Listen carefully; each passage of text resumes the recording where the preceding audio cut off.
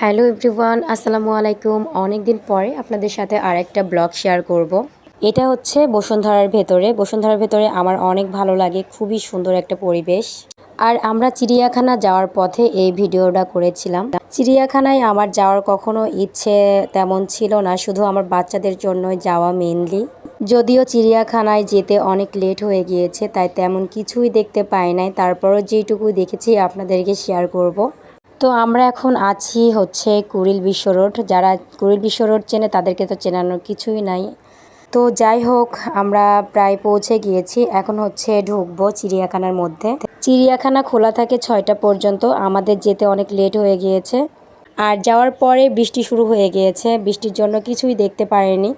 দেখেন চারপাশে শুধু পানি আর পানি। তো অনেকে হয়তো বা দেখতে পারেনি এই বৃষ্টির জন্য অনেক কিছুই। আর চিড়িয়াখানা জায়গাটা অনেক বড় স্পেস, তাই অনেক হেঁটে হেঁটে অনেক কিছু দেখতে হয়। এক জায়গা থেকে আরেক জায়গায় যেতে হলে অনেক হাঁটাহাঁটি করতে হয়। তো ফার্স্টে হরিণের দেখা পেলাম, তাই আপনাদেরকেও একটু শেয়ার করলাম। এখানে একগুচ্ছ হরিণ খাচ্ছে, দেখতে বেশ ভালোই লাগছে। আর বানর আর এক ধরনের পাখি দেখেছিলাম, সেগুলো ভিডিও করা হয়নি। তো তাছাড়া কিছুই দেখার সময় পাইনি। এখন হচ্ছে দুপুরে রান্না শুরু করব। আর আজকে রান্না করব হচ্ছে গরুর পা। তো 2বার খুব ভালোভাবে পরিষ্কার করে নিয়েছি, তারপরও দেখেন লোম লেগে আছে এর গায়ে। তো আরও ভালোভাবে পরিষ্কার করে নিতে হবে। আর এটা আমি অনেক পছন্দ করি খেতে। আপনাদের কার কার ভালো লাগে অবশ্যই কিন্তু কমেন্টে জানিয়ে দেবেন। তো এই লোম পরিষ্কার করা অনেক ঝামেলা, অনেক সময় লাগে।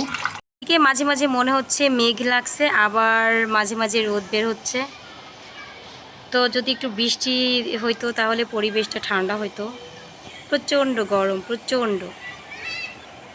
আর রোদের তাপ অনেক।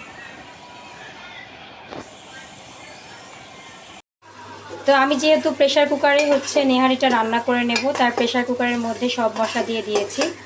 তো এখন ভালো করে মশলাটা কষিয়ে নেব। সামান্য একটু পানি দিয়ে দিলাম যেন মশলাটা পুড়ে না যায়।